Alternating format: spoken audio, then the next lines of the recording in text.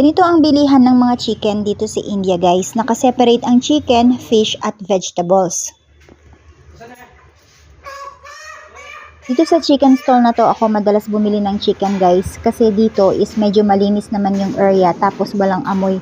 May mga chicken stall kasi na may mga amoy talaga tapos hindi ganun kalinis ang area.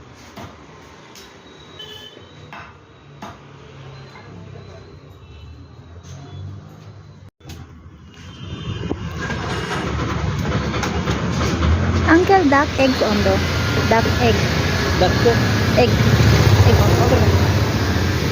Good afternoon. Okay. Tapos dito din ako bumibili ng mga duck eggs guys kapag gusto kong gumawa ng salted egg. And then meron din silang dilis at saka yung mga dried fish, yung salted dried fish nila.